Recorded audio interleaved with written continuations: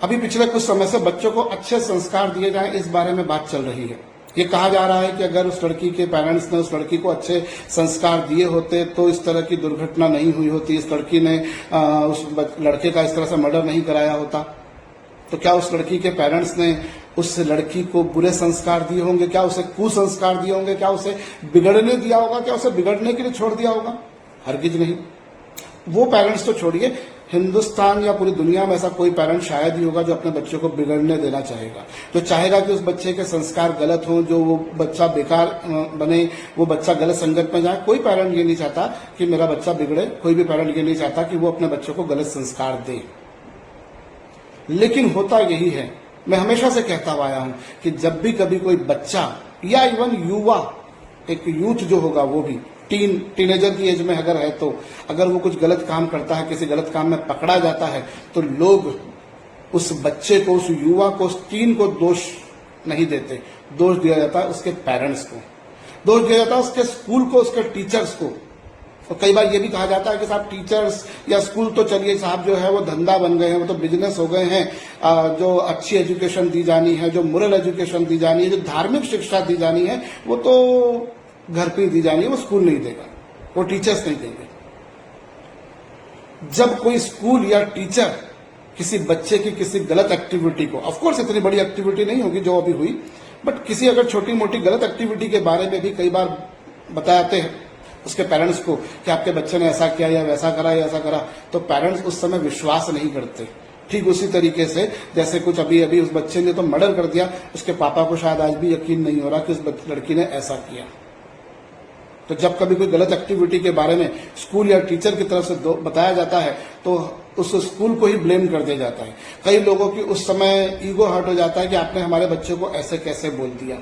बच्चा डिप्रेशन में चला गया है, बच्चा फ्रस्ट्रेशन में चला गया है, जरा जरा सी बातों में बच्चे डिप्रेशन में चले जाते हैं। आजकल के बच्चे वैसे नहीं रहे जैसे बच्चे पहले होते थे।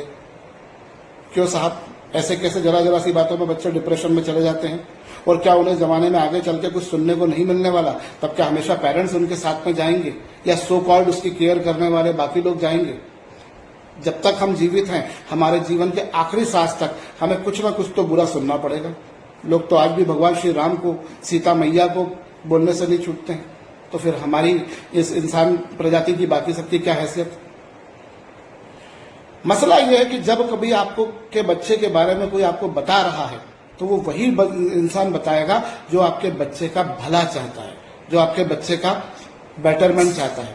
और जिस तरह से वो बच्चा आपका है, आंशिक रूप से वो बच्चा उस स्कूल का भी, आंशिक रूप से बच्चा उस टीचर का भी है। तो अगर टीचर कुछ बोल रहा है तो हो सकता है उसकी बात में कुछ सच्चाई हो, लेकिन कई बार पेरेंट्स के द्वारा टीचर्स को बिल्कुल बुरी तरह से झिड़क दिया जाता है। ये तक देखा है कि कई बार पेरेंट्स आते हैं, बोलते हैं कि टीचर को कि आप बच्चे से माफी मांगिए, सॉरी बोलिए।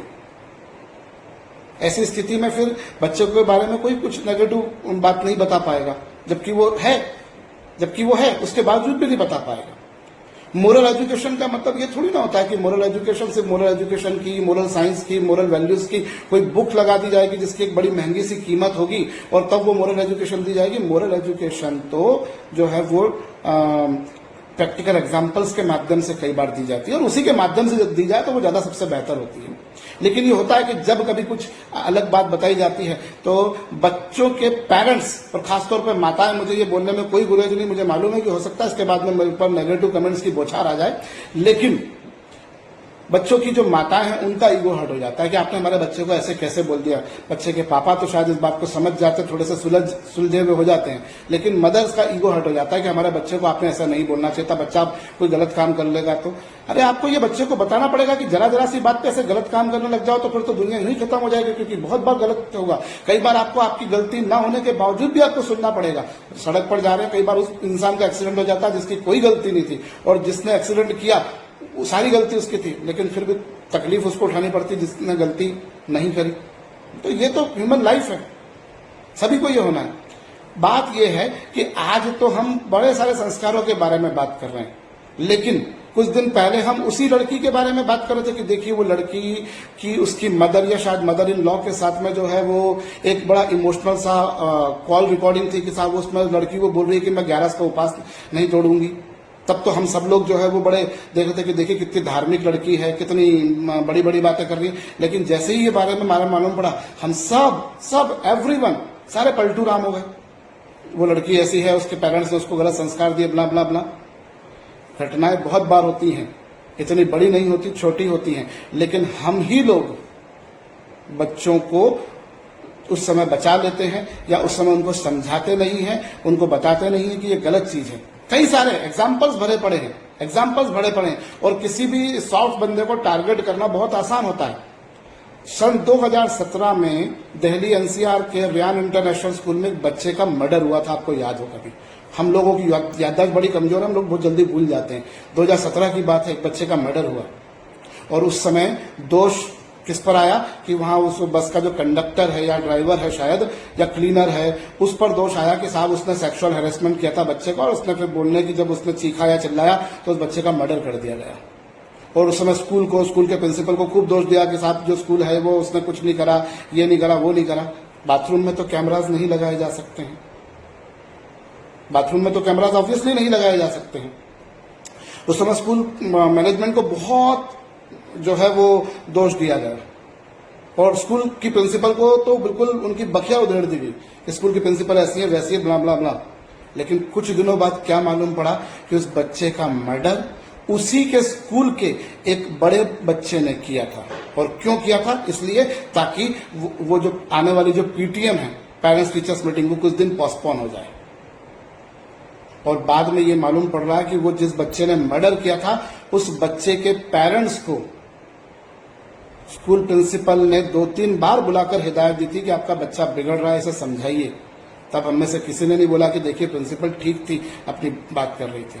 यकीन मानिएगा, मैं भी पेरेंट हूं, पेरेंट्स के नाते हम लोग जो बच्चों को जिस तरह से ऑब्जर्व करते हैं ना, और जो टीचर्स होने के नाते हम बच्चों को जो ऑब्जर्व करते हैं ना, बहुत डिफरेंस होता है, बहुत डिफरेंस होता है। मैं ये कतई नहीं कह रहा हूं कि अगर आप कोई सारे टीचर्स अच्छे हैं, कई टीचर्स ऐसे हैं जो टीचिंग फील्ड में नहीं होना चाहिए, जो इस टीचिंग फील्ड को कलंकित कर रहे हैं, कई मायनों में कलंकित कर रहे हैं। सबसे पहली बात तो मैं ये बोलता हूं कि जिस टीचर में, जिस इंसान में पेशेंस नहीं है, जिसमें धैर्य नहीं है, उसको टीचिंग में आना ही नहीं चाहिए, क्योंकि टीचिंग एक निहायत पेशेंसफुल जॉब है, एक बहुत जिसमें आपको बिल्कुल धैर्यपूर्वक बच्चों को समझाना पड़ेगा। बच्चा भूलेगा, बार बार आपको उसको समझाना पड़ेगा, बच्चा 10 बार भूलेगा, आपको 11वीं बार फिर समझाना पड़ेगा। आप इरिटेट नहीं हो सकता, आप अनॉयड नहीं हो सकते, बिल्कुल आपको करना पड़ेगा, आपको गुस्सा नहीं दिखाना है। लेकिन ये बात भी सही है कि teachers are also human being, उनके घर की रोजी रोटी चलती है। कई लोग गलत होंगे, लेकिन सब तो गलत नहीं है, सब तो धंधा नहीं कर रहे हैं, सब तो बिजनेस नहीं कर रहे हैं। यकीन मानिए दुनिया में बहुत से अच्छे लोग हैं जो बहुत ईमानदारी से अपना काम कर रहे हैं, बहुत मेहनत से अपना काम कर रहे हैं। जो घटना मैंने आपको सन 2017 की बताई, उसी के कुछ समय बाद वापस से ऐसी एक घटना किसी और स्कूल में हुई, और वही कारण कि एक बच्चे का दूसरे बच्चे ने मर्डर किया just to postpone the PTM. Chennai में 4th क्लास में पढ़ने वाला बच्चा अपने घर में गोश्त काटने वाले चाकू से भरी क्लास में अपनी क्लास टीचर का मर्डर कर देता है। किसी की आत्मा नहीं रोई उस समय कि 4th क्लास का बच्चा मर्डर कर रहा, चाकू घोप रहा अपनी मैडम का। गुड़गांव के एक स्कूल में टीचर ने, प्रिंसिपल ने बच्चों को गाड़ी लाने से, बाइक लाने से मना करा, जो कि होना चाहिए। भाई स्कूल में मोबाइल का क्या काम? पेरेंट्स को ये बात समझनी पड़ेगी। गाड़ी का क्या काम? गाड़ी 12 साल का बच्चा हो रहा है, आप बाइक दे रहे हैं। 1.5 साल का बच्चा खाना नहीं खा रहा है, आप उसको मोबाइल दिखा रहे हैं। फिर आप बोल रहे हैं अब बच्चे वैसे नहीं रहे। 12, 15, 18 साल तक बाइक, 18 साल तक से पहले तो लाइसेंस भी नहीं मिलता है बाइक का, लेकिन गाड़ी पेरेंट्स दे रहे हैं। स्कूल ने तो मना कर दिया कि चलिए मत लाइए, लेकिन गाड़ी पेरेंट्स दे रहे हैं। क्यों? बच्चा थक नहीं जाए। अरे साइकिल चलाने में ऐसा क्या थक जाएगा? और जो बड़े शहर है साहब, वहां तो सारे स्कूलों में बसेस की फैसिलिटी होती है। उस प्रिंसिपल ने उस बच्चों को मना कर रखा कि बाइक लेकर नहीं आना। वो बच्चा बाइक छोड़िए, बड़ी भारी वाली बाइक बुलेट लेकर आया, जिसमें बड़ा भारी सा साइलेंसर, जिसमें आवाज पटपट करती है, उस तरह का साइलेंसर वाला बाइक लेकर आया। प्रिंसिपल ने उसको डांटा, ये बाइक अलाउड नहीं होगी। अगले दिन वो बच्चा गन लेकर गया है और वो जाकर स्कूल में मर्डर कर रहा है। अभी पिछले कुछ समय में हमने देखा विदेशों में बच्चे जो है वो बंदूक लेकर गए, क्योंकि वहां पर बंदूक रखने की आजादी है, तो वहां पर बाकी बच्चों का मर्डर कर रहे हैं। जब बच्चों को पेरेंट्स को बताया जाता है तो पेरेंट्स कई बार विश्वास नहीं करते हैं।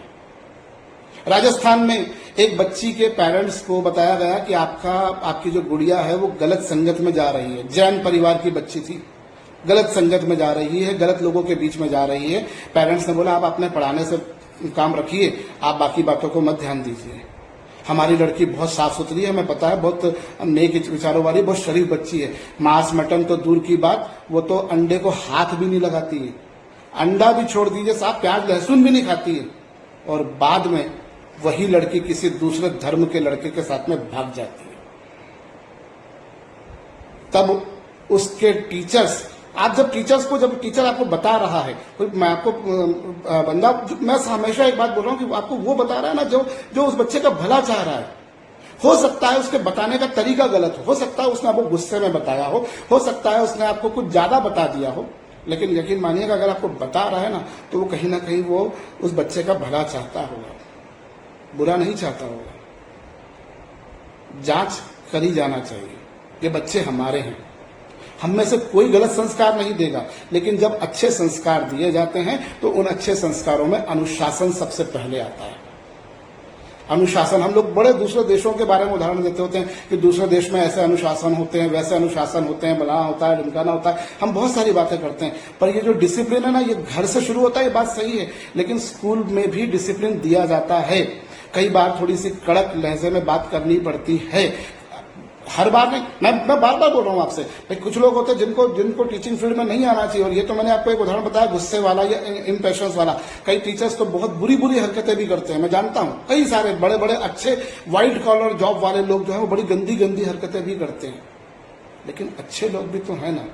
और मैं तो वापस से उस बात पर आ रहा हूं कि अगर हमें अच्छे संस्कार देने हैं तो अच्छे संस्कारों में हमें, अगर कोई और उस बारे में बात बता रहा है तो हमें सुनना चाहिए, हमें जानना चाहिए कि जो अगर वो बता रहा है। अभी पिछले कुछ समय में एक वो श्रद्धा आफ्ताब वाला केस हुआ था, जिसमें कुछ टुकड़े करके 36 टुकड़े 38 टुकड़े करके जो है वो आफ्ताब ने फ्रिज में रख दिया था। तो मेरे स्कूल के टीचर ने बच्चों को बताया कि साहब देखो ऐसा ऐसा होता है, वैसा वैसा होता है। तो कुछ बच्चियां जो अपनी मम्मियों को लेकर आ गई कि साहब जो है वो हमको सर जो है वो ये बात बता रहे हैं। इस टीचर का यही कहना है ना कि लड़कियों हो तुम अपने पापा की परियां हो। आपके पापा आपसे बहुत प्यार करते हैं, बहुत प्यार, शायद इस दुनिया में सबसे ज्यादा आपको प्यार करते हैं। तो आपको गलत लोगों से दूर रहना चाहिए। लेकिन हमारा ईगो जाग उठता है जब हमें कोई अच्छी बात बताता है। अब आपको अच्छी बात बताने में कई बार वो मीठे शब्दों का भी उपयोग करेगा, कड़वे शब्दों का भी उपयोग करेगा, लेकिन वो यही चाहता है कि आप अच्छे रहो। क्योंकि जो मार्कशीट आप उस स्कूल से लेकर निकलोगे ना 10th या 12th की, उस मार्कशीट पर जिस तरह से आपके मम्मी का, पापा का, आपका नाम ताउम्र आजीवन टिल द लास्ट ब्रेथ रहना है ना, बिल्कुल उसी तरह से स्कूल का भी रहना है। हमें इन बच्चों को अच्छे संस्कार देने हैं। और अगर कोई हमें हमारे बच्चों के बारे में कोई बात बताता है, अच्छी बात तो हम सुन लेंगे, लेकिन कड़वी बात हम नहीं सुनते हैं। हम सब चाहते हैं हमारा बच्चा जो है वो अच्छा बने, लेकिन इनडिसिप्लिन की शुरुआत गाड़ी देने से, मोबाइल देने से हम कर रहे हैं। और आजकल एक नई प्रथा और शुरू हो गई, डमी स्कूल कर लीजिए साहब, डमी स्कूल कर लीजिए। बच्चे का 80% नहीं बन रहा है और आप उसको डमी करवा रहे हैं, आप उसको स्कूल नहीं भेज रहे हैं। ये कहाँ का नियम है? और ये ऐसा कैसे हो जाता है कि बच्चा स्कूल नहीं गया और बच्चे के स्कूल में अटेंडेंस लग गई? भाई अटेंडेंस लगी मतलब बच्चा स्कूल में आया, वरना डमी नाम की तो कोई चीज होती नहीं है।